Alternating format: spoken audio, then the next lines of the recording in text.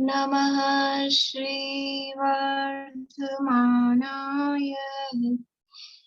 निर्धूतकलिलात्मने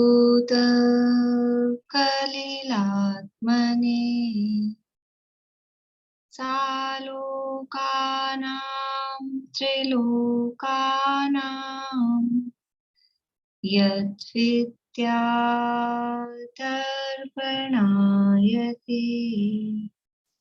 यद्विद्यादर्पणायते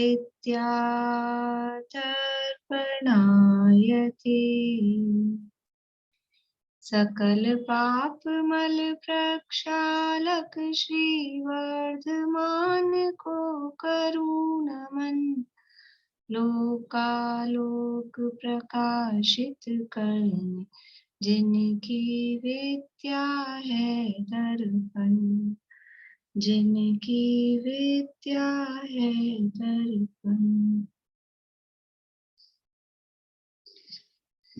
श्लोक पाठ करेंगे।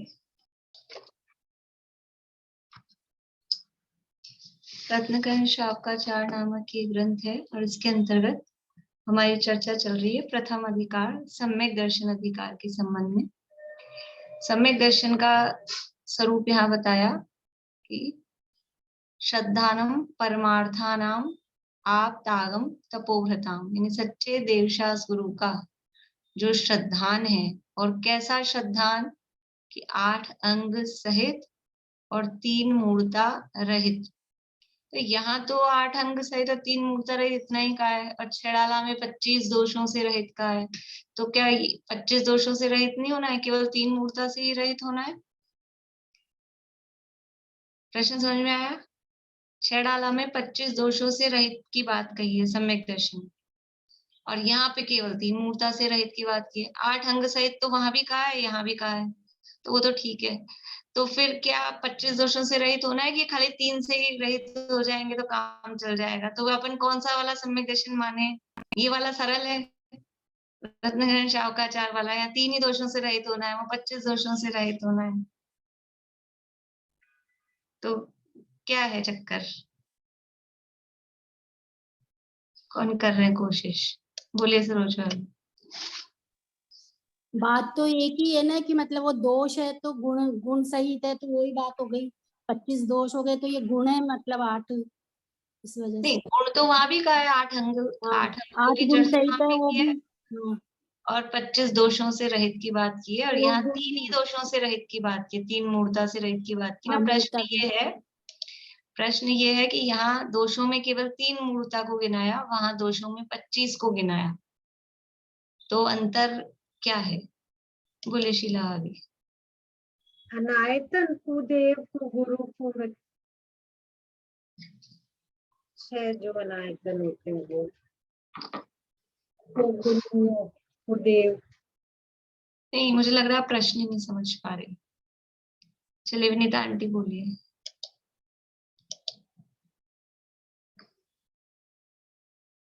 दीदी इसी में गर्भित हो जाती है ना, लोक मूर्ता में देव मूर्ता में सारी गर्भित हो जाती है, सारी बातें विसंगित वांछित सारा गर्भित हो जाता है ना इसके अंदर ही। बढ़िया। देखो प्रश्न क्या पूछ रही थी मैं कि छेड़ाला में तो कहा है सम्यक दर्शन 25 दोषों से रहित होता है। वो 25 दोष कौन से हैं? शंका आदि 8 दोष, 8 मत, 6 अनायतन और 3 मूर्ता, ये 25 दोष हैं। ये तो ख्याल में है कि नहीं है? पहले भी अपन ने अनेक प्रकरणों में और भी पढ़ा है, छेड़ाला में पढ़ा होगा लगभग सभी ने। 8 शंका आदि 8 दोष, 8 मद, 6 अनायतन और 3 मूर्ता, ये मिला के होते हैं 25 दोष। तो सम्यक दर्शन इन 25 दोषों से रहित होता है और 8 अंगों से सहित होता है, ये छेड़ाला में कहा है। और यहाँ कह रहे हैं सम्यक दर्शन 3 मूर्ता से रहित होता है और 8 अंगों से सहित होता है। तो वो 3 मूर्ता में ही देखो 8 अंग सहित कहा, तो 8 अंग सहित है तो 8 दोष रहित, वो तो अपने आप ही उसमें इंक्लूड हो गए। वो तो अलग से कहा है, मंद बुद्धि स्थूल बुद्धि वाले को अलग अलग कहना पड़ता है। जैसे बोलते हैं ना बच्चे को स्कूल से सीधे घर आना, एक तो इतना कहा, और फिर स्कूल से सीधे घर आना और कहीं नहीं जाना, तो वो साथ में उसको दूसरी बात भी कहेंगे, वरना तो इतना ही बहुत है सीधे घर आना, तो उसमें गर्भित है ना और कहीं मत जाना।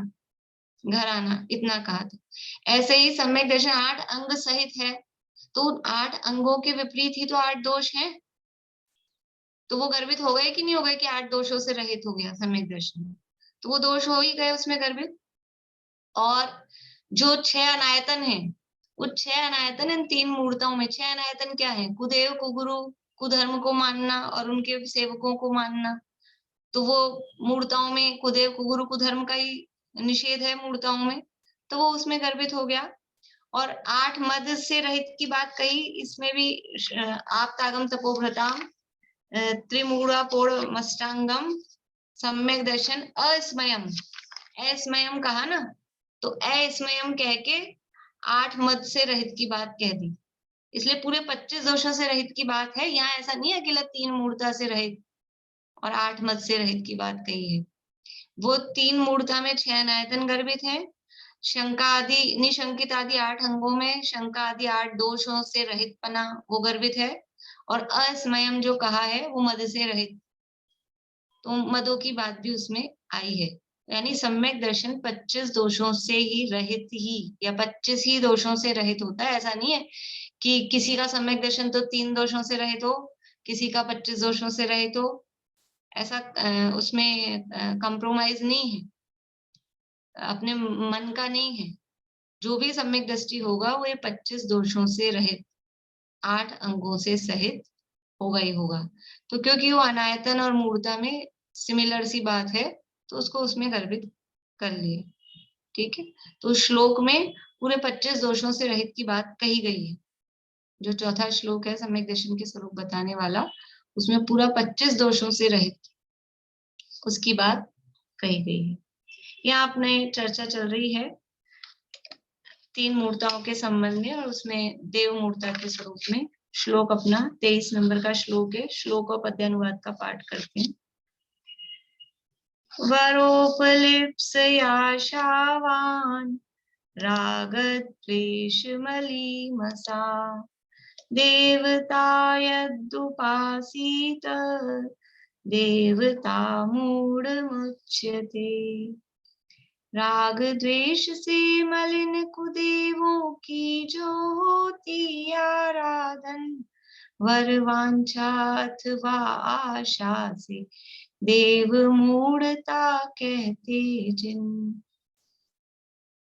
जो अपने को अच्छा लगता है उसे वर कहते हैं। वर की इच्छा करके आशावान होकर के जो राग द्वेष से मलिन देवताओं का सेवन करता है, पूजन करता है, उसे देवता मूढ़ कहते हैं। उसका कार्य देव मूढ़ता कहलाता है।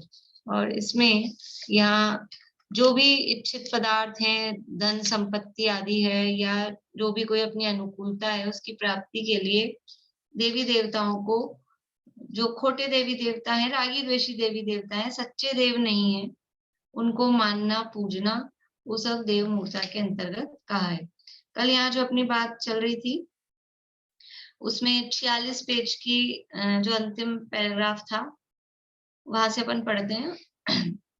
46 पेज पे लास्ट पैराग्राफ। यहाँ प्रत्यक्ष ही देखते हैं नगर का राजा, सभी देव देवी, पीर पैगंबर, स्वामी फकीर, सभी मतों के साधु, सभी वेद पुराणों का पाठ करने वाले, नित्य ही होम यज्ञ का पाठ करने वाले ब्राह्मणों को बहुत आजीविका देता है, बड़ा सत्कार करता है, लाखों रुपयों का दान देता है, जिसका बड़ा फल सब तक पहुंचता है। वो जो दान दे रहा है, सत्कार दे रहा है, तो वो सबको लाभ उसका दान का ये सब पहुंच रहा है, जिसका बड़ा फल सब तक पहुंचता है। तो भी संयोग वियोग, हानि वृद्धि, जीत हार टालने में कोई भी समर्थ नहीं है। वो राजा सबको मान रहा, पूज रहा, सबका सत्कार करता हुआ दिख रहा है, तो भी उस राजा के स्वयं के कोई संयोग वियोग, हानि वृद्धि, जीत हार हो रही है, या प्रजा में कुछ हो रहा है, तो भी उसको टालने में कोई समर्थ नहीं है। इसलिए ऐसा निश्चित जानो कि बिना श्रद्धान किए भी अनेक देव देवियों की पूजा आराधना देव मूर्ता ही है। यानी भले ही आपको अंदर से ज्यादा श्रद्धा नहीं हो, लेकिन अब वैसे ही मान रहे पूज रहे हो, सबको समानता का दर्जा देने के हिसाब से, राजा होने के नाते, किसी पद पर होने के नाते, सबको बिना श्रद्धान के भी यदि मान रहे हैं, उनकी मान्यता कर रहे हैं, उनका सत्कार कर रहे हैं, तो वो भी देव मूर्ता ही है। कल लास्ट में इसमें आपको ये अंतिम लाइन थी, और यहाँ ये बिना श्रद्धान किए, इस पंक्ति पे मतलब इस वाक्य पे हमको विशेष ध्यान देना चाहिए कि जो हमारी समस्या भी रहती है, बहुत बार अपने अंदर से प्रश्न आते हैं और आप लोग पूछते हैं, तो अब इसका समाधान खुद को ही समझ में आना चाहिए कि हम मानते तो नहीं है, हम वैसे ही जाते हैं, हम वैसे उनके कहने से करते हैं, या ये है लोगों के लिहाज में वो क्या सोचेंगे, ऐसे करके बिना श्रद्धान किए भी यदि रागी द्वेषी देवी देवताओं को किसी भी तरह से सत्कार किया जा रहा है, माना जा रहा है, पूजा जा रहा है, माना जा रहा है मतलब वही जो भी वहां जाके कर रहे हैं, तो वो सब देव मूर्ता के अंतर्गत आएगा। तो ये देव मूर्ता सम्यक दृष्टि के नहीं होती, सम्यक दृष्टि होने के बाद छूटती होगी, हम तो मिथ्या दृष्टि तो हमारे तो रहेगी रहेगी, ये ऐसा नहीं है। मिथ्या दृष्टि दशा में भी यदि हम सम्यक दर्शन प्राप्त करना चाहते हैं, यद्यपि भले अभी मिथ्या दृष्टि हो, सम्यक दर्शन प्राप्त करना चाहते हैं, तो पहले से ही जब तक ये देव मूर्ता रहेगी तब तक सम्यक दर्शन बहुत दूर है, तब तक तो सम्यक दर्शन होने के भी चांसेस नहीं है। तो सम्यक दर्शन होने से पहले ये सब मूर्ता छूटेंगी, तब वो कहीं सम्यक दर्शन होने की पात्रता, ये सब पूर्व की पात्रता है, बाद में तो नहीं होती है। बाद में तो क्या कहते हैं कि पूर्ण रूप से, निश्चय से, वास्तविक रूप से अतिचार रहित होती है। लेकिन उससे पहले भी जो ऐसा करना चाहता है, देखो जो कोई बच्चा क्रिकेट का प्लेयर बनना चाहता है, तो वो कब बैट पकड़ेगा? जब प्लेयर बन जाएगा, जब उसको टीम में ले लेंगे तभी तो बैट पकड़ेगा वो। भाई जब उसको टीम में सेलेक्ट हो जाएगा, अभी मेरे को सेलेक्ट करोगे तब मैं बैट पकड़ूंगा, तब मैं बॉल डालना सीखूंगा। कि अभी वो सेलेक्ट होना चाहता है, तो उससे पहले से ही वो वही सारे काम करता है, उतनी एक्सरसाइज करता है, वैसे ही डाइट खाना है कि जो जो करना है, और उनकी जैसा हर चीज नकल वो प्लेयर्स की करता है कि नहीं करता है। प्लेयर बन गया क्या? टीम में सिलेक्शन हो गया क्या? कुछ नहीं, अभी तो ऐसे सड़क पे खेलता है अपने घर में।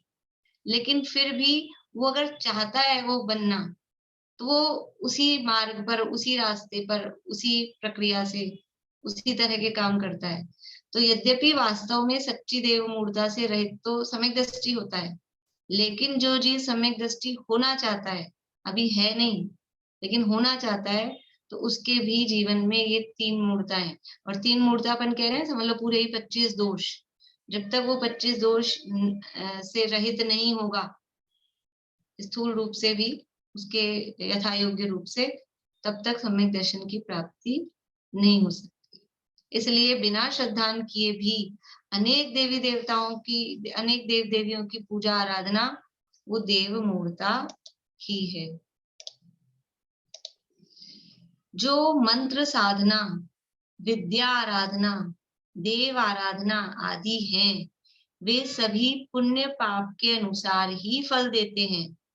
इसलिए जो सुख के इच्छुक हैं, वे दया, क्षमा, संतोष, निर्वांछकता, मंद कषायता, वीतरागता के द्वारा अकेले धर्म का ही आराधन करो, अन्य प्रकार से वांछा करके पाप बंध नहीं करो।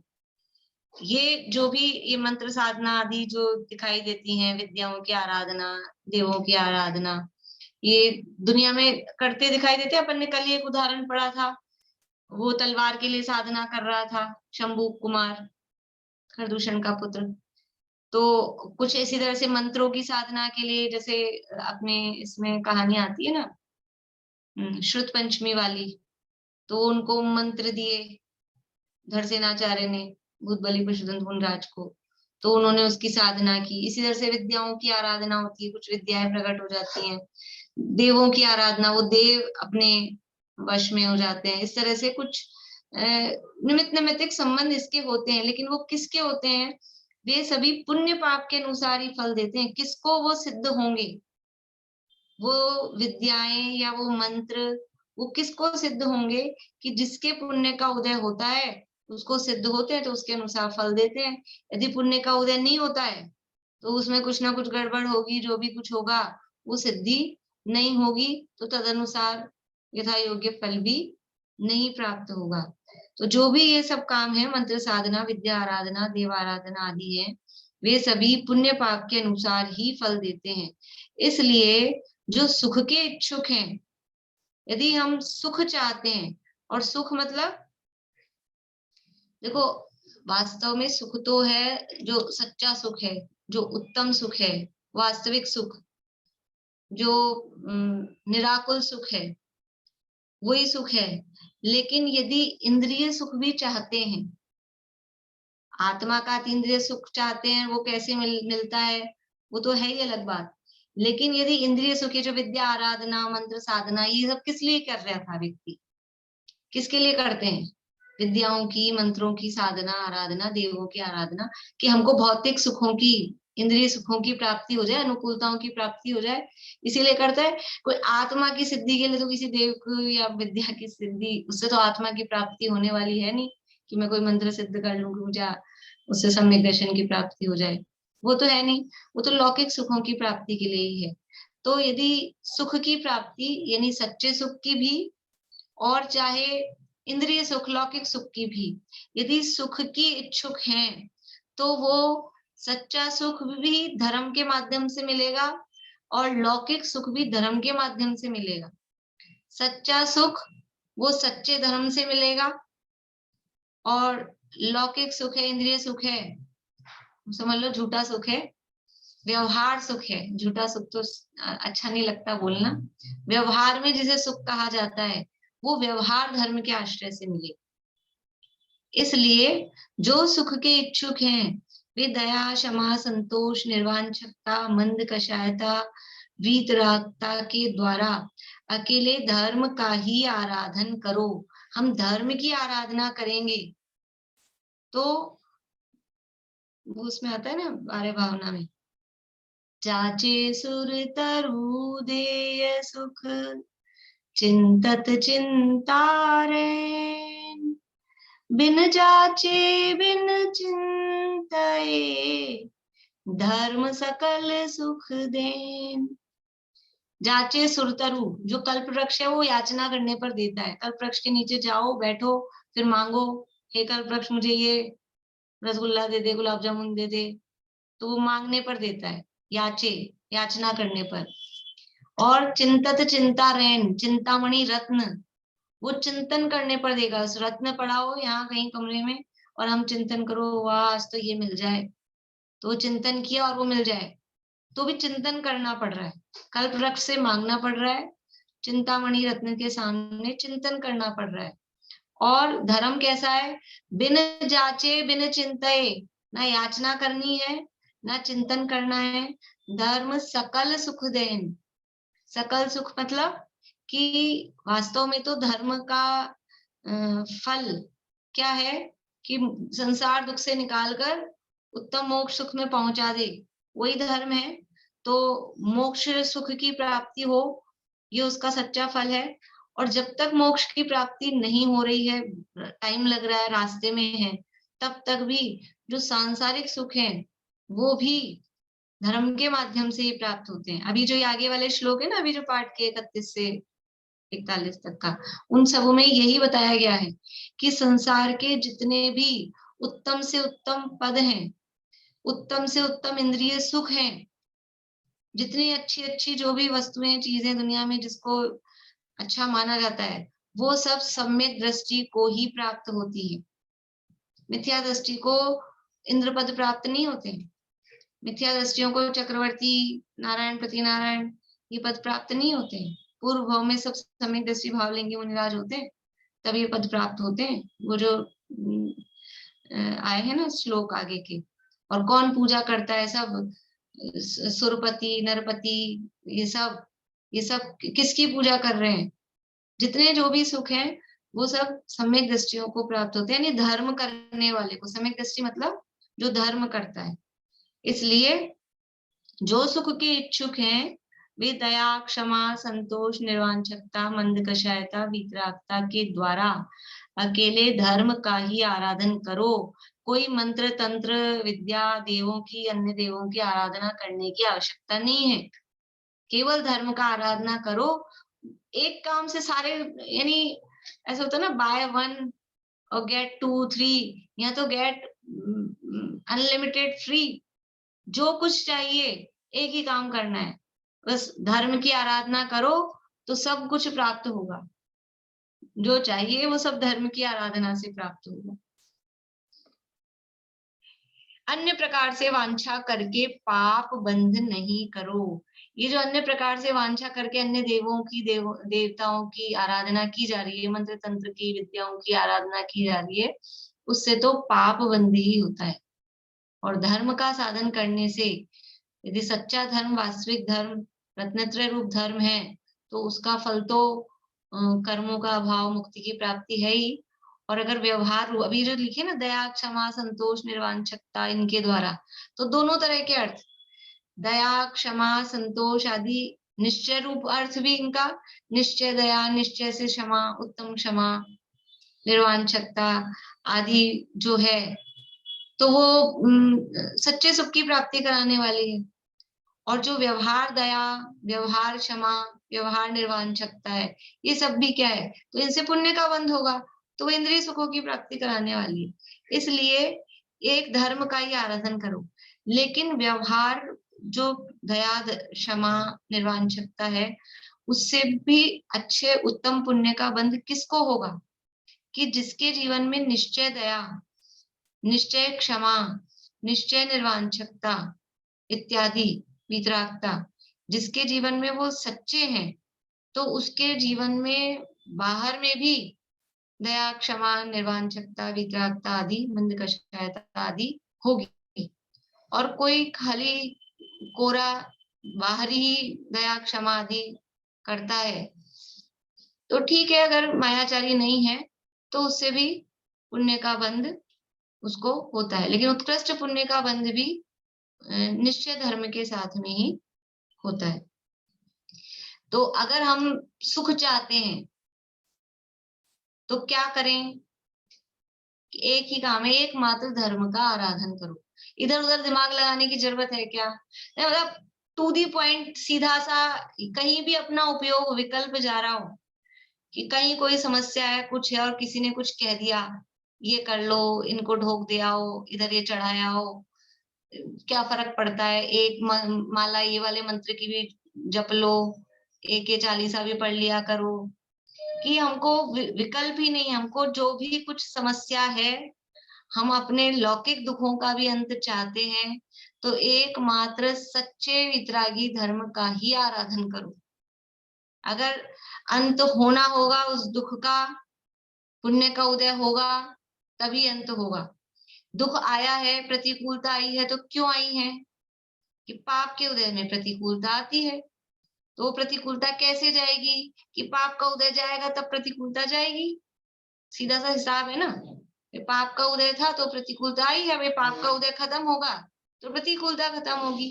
तो पाप का उदय, अब हम चाहे देवी देवताओं को मानो पूजो, चाहे मत मानो पूजो, वो देवी देवताओं को मानने पूजने से पाप का उदय खत्म हो जाएगा क्या, ये पाप का उदय खत्म तो नहीं होगा, बढ़ सकता है, क्योंकि पाप तो बंधेगा ही उससे। ग्रहित मिथ्यात्व है ना, मिथ्यात्व सबसे बड़ा पाप है।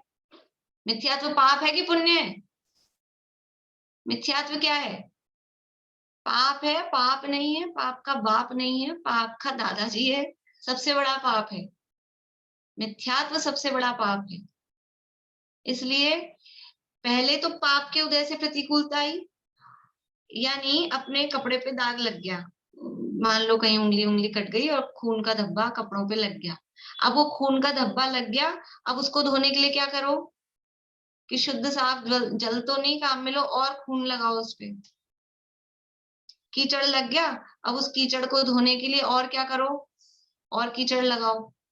ऐसा काम है कि पाप के उदय में प्रतिकूलता आई और उस प्रतिकूलता को दूर करने के लिए हम ग्रहित मिथ्यात्व का पोषण कर रहे हैं, देव मूर्ता ग्रहण कर रहे हैं, स्वीकार कर रहे हैं, अन्य देवी देवताओं को, मंत्र तंत्र को मान रहे, पूज रहे हैं। तो वो ऐसा है कि वो कीचड़ को कीचड़ से धोना, खून को खून से धोना, ऐसा है। इसलिए एकमात्र धर्म का आराधन, धर्म मतलब सच्चे वितरागी जो देवशास्त्र गुरु हैं, उनका पूजन आराधना करना वही योग्य है। अन्य दूसरा कुछ भी करके पाप बंधन नहीं करो, ये हमको निश्चय दृढ़ विश्वास होना चाहिए। देखो, यदि विश्वास दृढ़ होता है तो आदमी कुछ भी हो, अपने पुण्य पाप पे यदि हमको विश्वास है कि हमारे पुण्य का उदय होगा तो ये संकट मिट जाएगा, और हमारे पाप का उदय होगा तो हम मानेंगे, पूजेंगे, मानते पूजते भी ऐसा थोड़ी ना कि प्रतिकूलता जो जो मान रहा पूज रहा है अन्य देवी देवता को, उसकी सारी प्रतिकूलता खत्म ही हो जाएगी। कुछ नहीं है, नहीं होती है। अगर पाप का उदय खत्म नहीं हुआ, तीव्र पाप का उदय है, तो प्रतिकूलता बनी ही रहेगी, कितना ही मानो पूजो। इसलिए अपने पुण्य पाप के उदय पर दृढ़ विश्वास होना चाहिए, और ये भी निर्णय पक्का होना चाहिए कि ये ग्रहित मिथ्यात्व है, और ग्रहित मिथ्यात्व अग्रहित मिथ्यात्व से भी बड़ा पाप है। मिथ्यात्व ही पाप का दादा कहा, सबसे बड़ा पाप कहा, और उस मिथ्यात्व में भी अग्रहित और ग्रहित, तो ग्रहित तो नया उड़ा है और ऊपर से चढ़ाया है। तो वो टोडरमल जी साहब ने ऐसा लिखा है छठे अधिकार में, ग्रहित मिथ्यात्व का वर्णन किया मोक्षमार्ग प्रकाशक में। तो उसमें ऐसे लिखा है कि इस मिथ्यात्व को, ग्रहित मिथ्यात्व को सप्त व्यसन से भी बड़ा पाप जानकर पहले छुड़ाया है। सप्त व्यसन, कोई वेश्यागमन कर रहा है, कोई शिकार खेल रहा है, कोई मांस खा रहा है, मदिरा पी रहा है, उससे भी बड़ा पाप ये ग्रहित मिथ्यात्व का है, क्योंकि ये धर्म के नाम पे करता है। उसको तो पाप समझता है, वो छूटने में देर नहीं लगेगी, उसको तो बुरा मानता ही, जानता ही है, वो तो समझ रहा है मैं गलत कर रहा हूँ, या दुनिया भी जानती है, फिर भी वो रहा नहीं जाता, तो वो पाप कर रहा है। लेकिन ये तो धर्म के नाम पे किया जा रहा है, तो धर्म के नाम पे किया जा रहा है, तो वो श्रद्धा पूरी लुट गई है। इसलिए ग्रहित मिथ्यात्व सबसे बड़ा पाप। बोलिए चमेली आंटी। मैम, जैसे मैं ये कह रही थी कि जैन धर्म में भक्तम स्तोत्र के पाठ से अपन जैसे बीमारी ठीक करते हैं, तो वो भी गलत है फिर? पहले बीच में बहुत प्रचलन चल रहा था इसका भी।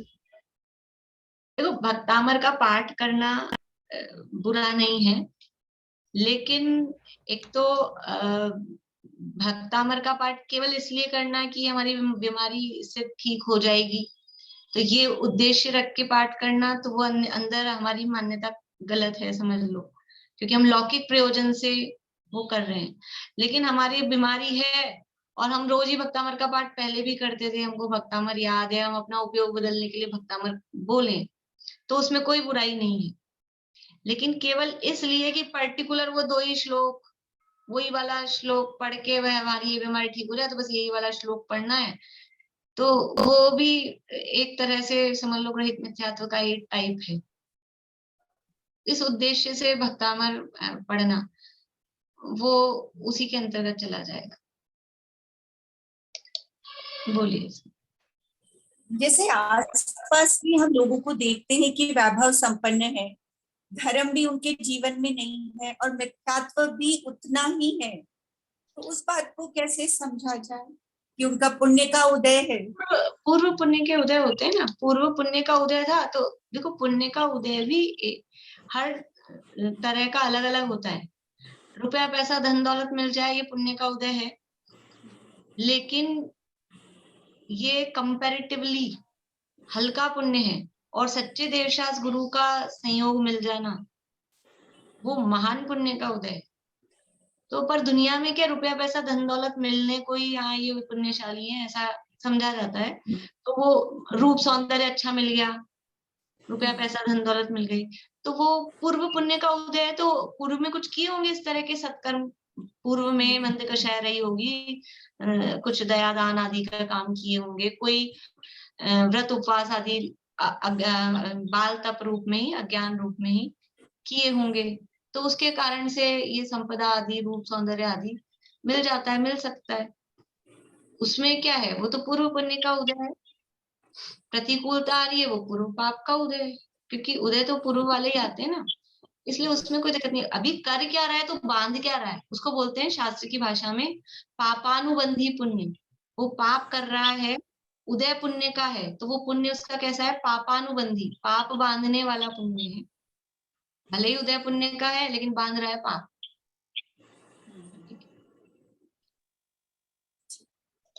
देखिए आगे, यदि देवों की संगति करने की ही इच्छा है तो उत्तम सम्यक दृष्टि सौधर्म इंद्र शची इंद्राणी लौकांतिक देवों की संगति करने की भावना करो। अन्य अधम देवों की सेवा करने से क्या सिद्ध होगा। यदि आपको देवों की कंपनी चाहिए, देवों की आराधना करनी है, हमको देवों की कंपनी में रहना, उनकी फ्रेंडशिप करनी है, तो अच्छे लोगों से अगर देवों में भी ये ऐसे नीच देवों की आप यंत्रों की इनकी फ्रेंडशिप करते हो, इनको सिद्धि कर रहे हो, ये तो अधम है, नीच जाति के। ये करने हैं तो जो क्या बोलते हैं ट्रेडमार्क जिनका है पक्का कि ये सम्यक दृष्टि है, जिन पे मोहर है, ऐसे सौधर्म इंद्र शची इंद्राणी लौकांतिक देव अन्य और जो इंद्र हैं वो सब पक्के सम्यक दृष्टि हैं, उनकी करो, उनको उनकी फ्रेंडशिप करो। लेकिन पता है कि उनकी फ्रेंडशिप करने का कोई साधन है नहीं, वो तो इस तरह से मंत्रों के द्वारा आते हैं नहीं, ये सम्यक दृष्टि है तो वो तो कोई उनकी सिद्धि विद्धि तो उनकी होती नहीं है। यही जो है ये सब ये सिद्ध विद्ध कौन होते हैं, ज्यादातर समझना, सामान्य कथन समझना कि ये हीन जाति के जो व्यंतर आदि हैं और फिर उसमें भी मिथ्या दृष्टि है मुख्य रूप से तो वो ही फिर ऐसा काम करते हैं कि किसी का कुछ भला कर रहे हैं, किसी का बुरा करने में काम कर रहे हैं कि इस तरह की। इसलिए ये तो एक कहने की बात है, इन्होंने ऐसे कहा यदि देवों की संगति करने की इच्छा है तो भाई उत्तम देवों की करो, भावना करो। इसलिए कह रहे हैं भावना करो, क्योंकि उनकी संगति तो होने वाली यूं तो है नहीं, वो तो आके आपके पास कोई मिलने वाले हैं नहीं। लेकिन यदि आपको इच्छा ही है तो फिर उसकी भावना करो। अन्य अधम देवों की सेवा करने से क्या सिद्ध होगा, और सिद्ध होगा तो वो पाप ही बंधेगा, ये सिद्ध होगा, पुण्य तो धर्म तो होने वाला है नहीं। बोलिए अंकल। भगवान की दिव्य वाणी में तो ये नकारात्मक बात आई नहीं सकती, आई भी नहीं होगी कि भाई आप इनको पूजो करो, तो फिर ये चला कैसे? भगवान की वाणी में नहीं तो चला होगा, भगवान की दिव्य वाणी में तो आ नहीं सकती ये बात। भगवान की वाणी में नहीं आई, लेकिन कोई भगवान की वाणी से तो ना, इसलिए जैसे समझ लो इस युग के आदि में मारीची ने चलाए, अभी युग के प्रारंभ में आदिनाथ का जो पोता था महावीर भगवान का जीव मारीची, उसने ये मिथ्या मत चलाए। तो अलग अलग तरह से ये तो दुनिया में सब सीखते थे, अनादि काल का है ना, बिना सिखाए सीखता है, इसको सिखाना नहीं पड़ता है, बिना सिखाए सीख जाता है जी, अपने आप ही।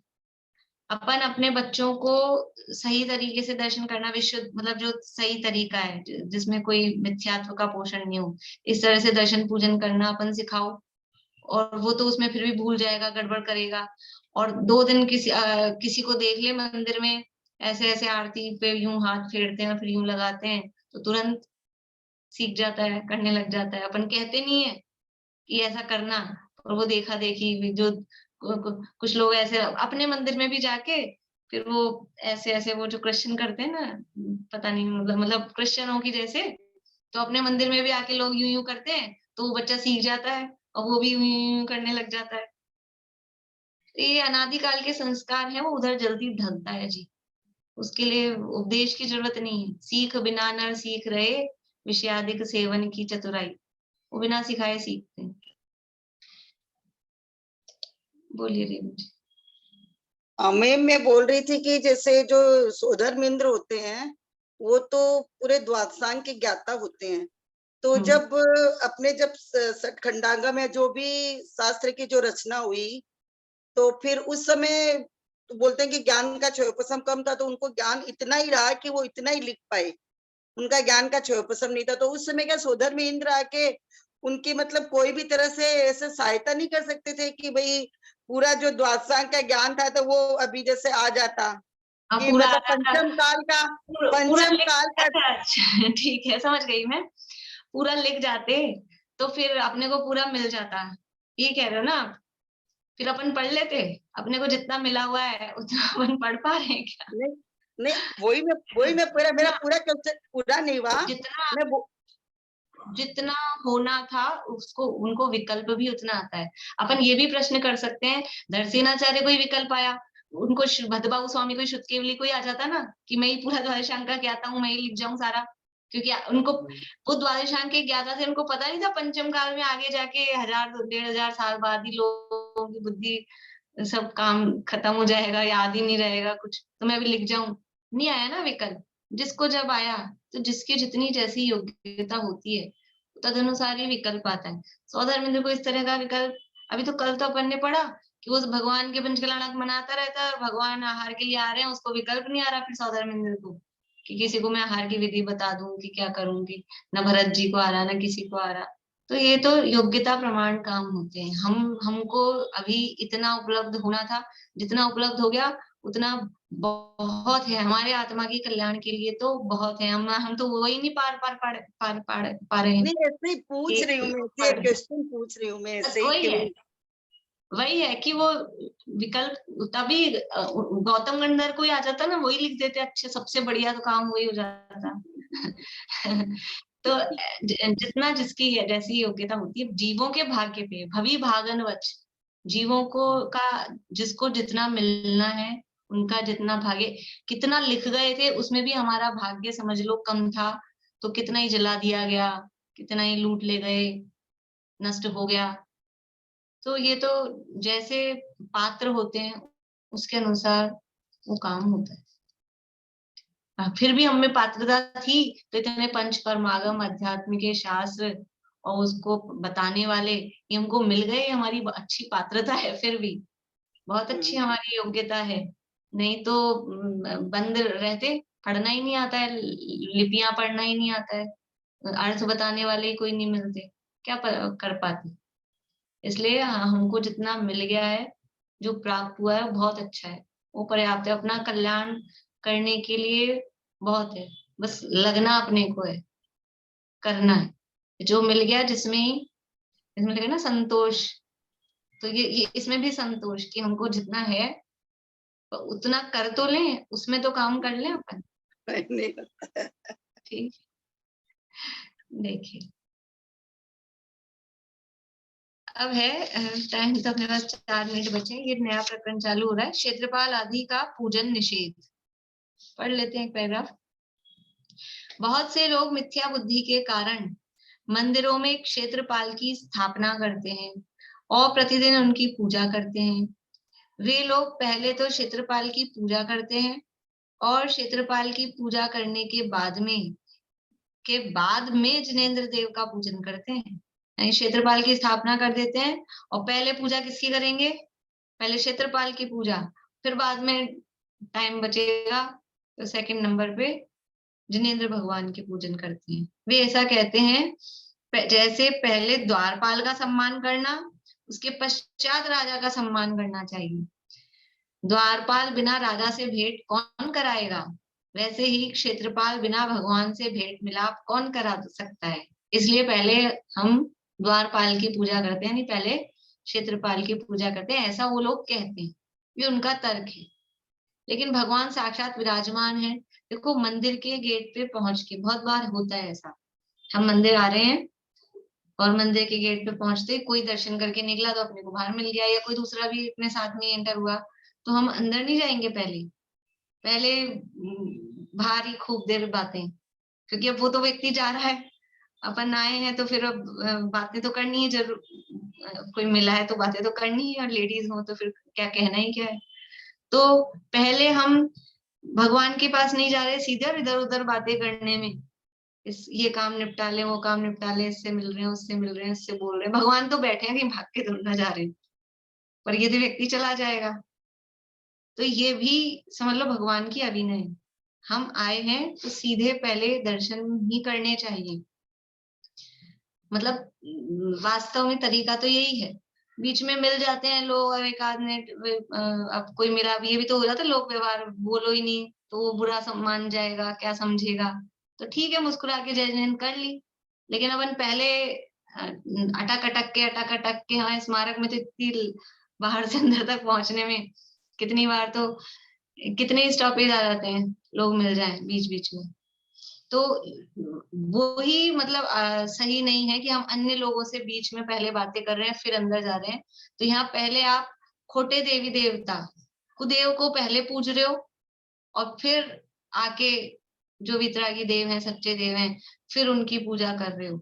तो ये उनका अवर्णवाद है, उनका अपमान है कि आप पहले बड़े व्यक्ति को तो ध्यान दे नहीं रहे, पहले जो छोटा उसका समझ लो वही द्वारपाल है, उससे उसको पहले वो दे रहे हो आप वेटेज, और उसका ध्यान ही नहीं, मेन व्यक्ति का ध्यान ही नहीं। समझ लो कि कोई अपन ने किसी कार्यक्रम में अपने किसी को मुख्य अतिथि को बुलाया और मुख्य अतिथि कोई मिनिस्टर है, मिनिस्टर के साथ उनके एक आध और भी लोग आए हैं, तो मिनिस्टर साहब को तो बाद में बोले पूछे कि आप आए बता रहे, और पहले इन लोगों को साइड वालों को बोल रहे पूछ रहे, तो वो उनका अपमान है ना मिनिस्टर का। वैसे ही पहले तो आपने क्षेत्रपाल विराजमान किए, वो गलत था, और फिर उसमें भी पहले भगवान की पूजा करके फिर उनकी पूजा करो तो चलता फिर भी, लेकिन पहले इनकी पूजा कर रहे हैं, चलता मतलब सही नहीं है, लेकिन कम से कम थोड़ा भगवान का सम्मान तो रखते। लेकिन पहले क्षेत्रपाल की पूजा और फिर भगवान की पूजा कर रहे हैं, तो ये वास्तव में उचित नहीं है। तो ये उन लोगों का तर्क यहाँ अभी अपन ने पढ़ा है कि वो क्षेत्रपाल की स्थापना करते हैं और फिर वो तर्क दे रहे हैं कि पहले द्वारपाल की पूजा करो, क्योंकि द्वारपाल ही है, वो राजा से मिलाएगा, इसलिए पहले उसको प्रसन्न करो। तो अब वो क्या जवाब दे रहे हैं पंडित सदाशिवदास जी, वो अपन कल पढ़ेंगे। फिर बोलिए कविता जी।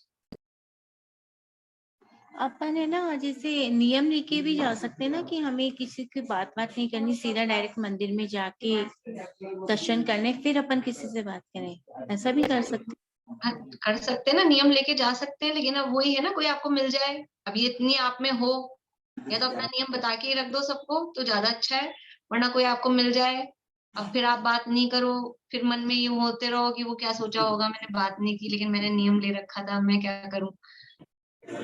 तो मेन ये भी ठीक है, हल्की सी जजमेंट करी निकले, अटकना नहीं, कोई मिल जाए तो अटकना नहीं।